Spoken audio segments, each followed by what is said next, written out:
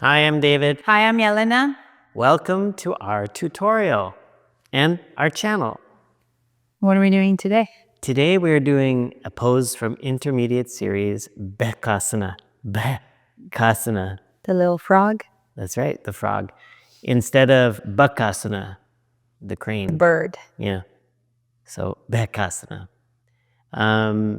This is part of the backbending sequence. Shows up right after Shalabhasana. We don't have a tutorial for that yet. It's kind of challenging. So we've got some secrets. We'll pass those on. But first, Make sure you follow, leave us a comment, and like this video. Before you even see it, like it. yeah. Okay. So we're looking at kind of a pose that requires hip extension, potentially, Yeah. and quite a bit of spinal extension, Yeah. and a lot of shoulder mobility. Yeah. This one's like really into the shoulders. It's funny because it doesn't look, when you see it, it doesn't look so crazy deep necessarily. Yeah. It's never been my favorite pose. It's there was like maybe a brief time when it was easy. But I've kind of always had tighter shoulders, tighter upper back, so I've always found this pose really hard. I also find it really, really hard, but currently, hence why we're filming this, I'm going through a phase where I have an okay relationship with it.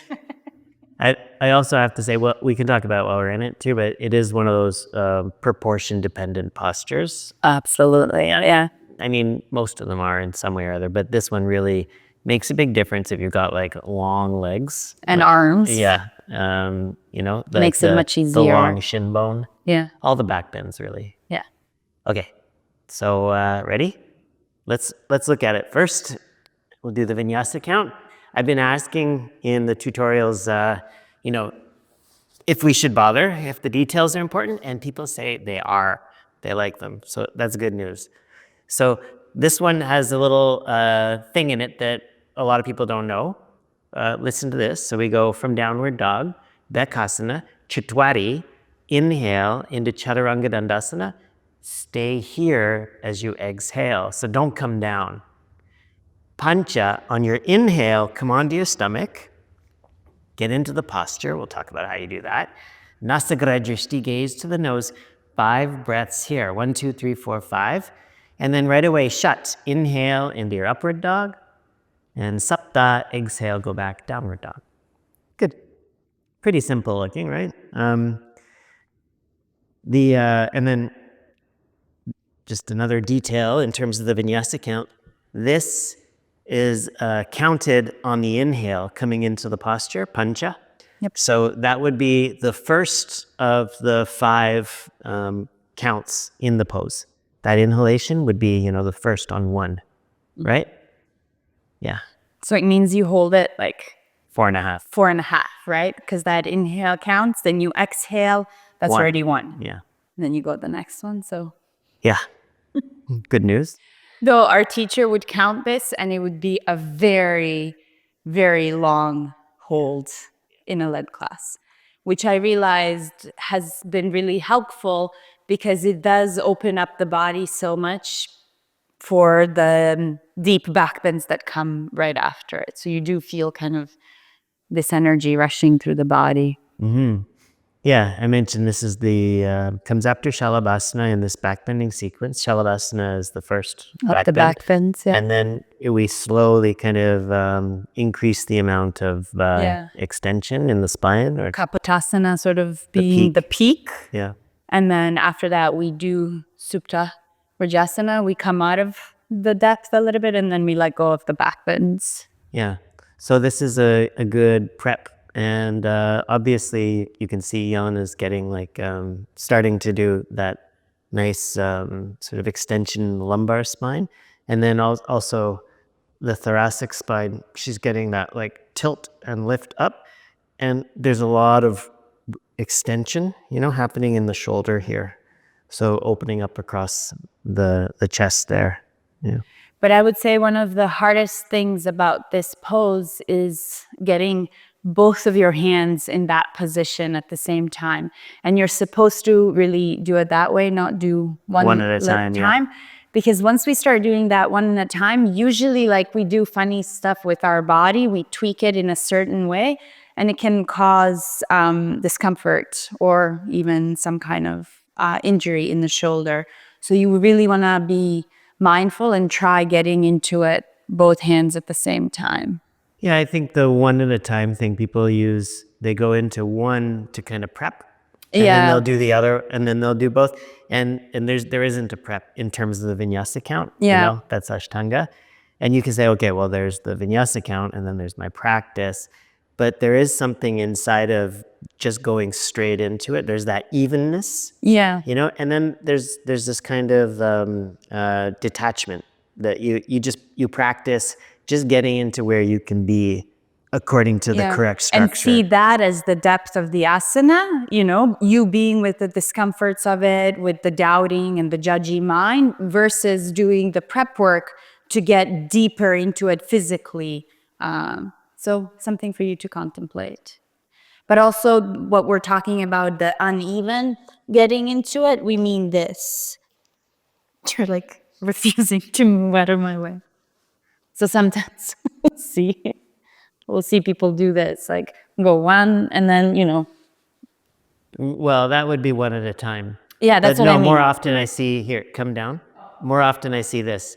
People prop themselves up on one arm, and you can do this when you're learning it if you want to. And they catch one leg and stretch it out like that, practice the hand, and then they'll do the other leg as kind of a way of warming up the body. Really, you're kind of deferring the discomfort, right? You're like putting it off a little bit longer and trying to dilute it with preparation. Just be with discomfort. Yeah, just embrace it. And like Jelena is saying, there's the physical discomfort, sure, that it's hard to get into it, but then there's that mental discomfort. Well, if I gave myself more of a stretch first, I would be deeper in, or it would look better or something. Yeah. Okay, so let's look at the mechanics of it. So ironically, we'll do one leg at a time to talk about the... After that whole talk. So this is what people have a hard time learning first, usually, is how to switch the hand position. So watch, Jelena's gonna flex the hamstring, bend the knee, and then draw the foot up, and see how her thumb is up and her arm is out. So it's externally rotated, thumb up, and she catches the inside of the foot. And then she's gonna put pressure on the foot through the hand as she bends her elbow, and she's going to spin the hand at the wrist and bring the elbow out, away from center, to get the elbow over the wrist as the heel comes down towards the hip.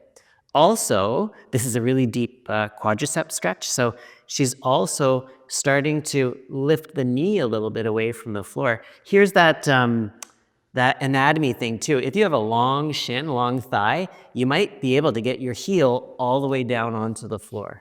It'd be like another lifetime for me. Yeah. Or sometimes if people are like super open in the front of the body, the psoas and the hip flexors. Okay, so then when you're here, try stretching back through your knee, stretch it away from your hip, and lift a little bit away from the floor so you expose the very front of the top of the hip, top of the thigh onto the mat, okay?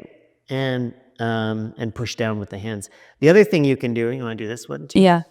Is... Do you want me to turn this way? Yeah, the other thing you can do is use your leg to help you get into it. So you're reaching back through the knee, Also, don't bring your knees together in this pose. Don't try to hold them in. Let them come out to the side, nice and wide. Okay, so watch, see the thumb is up, fingers are out. So she's not going to grab the foot tightly yet because she's going to move the heel of her palm on the foot as she brings the foot down. And the elbow is going to lift up and out. The head of the shoulder is coming forward. And then here's a tip too, when you're in the pose, is lift your toes up into the heel of the palm as you push the heel of the palm down. Try not to just rest the heel of the palm on the toes though, because then your poor toes are getting crunched and they're trying to resist up. Put the heel of the palm right on the top of the foot So it's your toes are lifting into the palm closer to the fingers. So when I set up to make sure, I kind of bring this bone here, I don't know the name of this bone, this joint here, right into the middle of my palm, like that.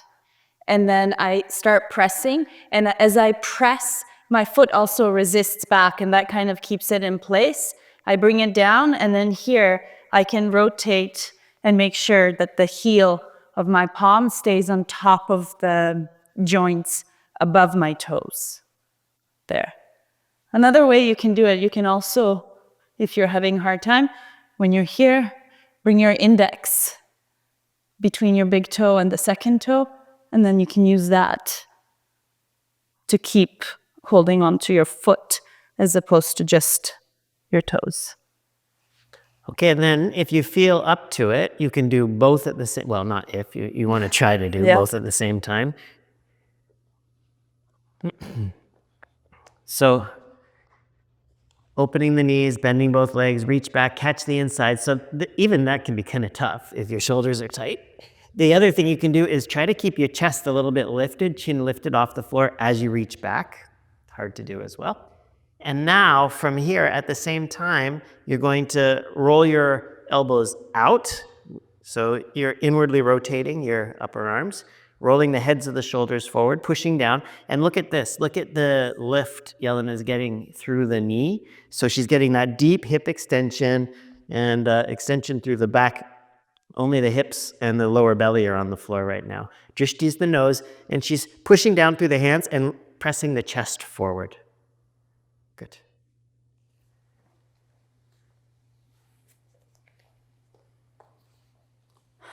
Yeah? Yeah, like I can feel when I do it right, I feel like how much engagement it like requires throughout the whole body. Yeah. And feel so much stretching coming from the hip flexors all the way down to about here. Yeah. And then, yeah, sometimes across the lower belly and then the shoulders. So it's like everything. Yeah. Good. Powerful pose. Yeah. So let us know if it was helpful. What else would you like to see? Subscribe. Okay. Good luck. See you soon. See you.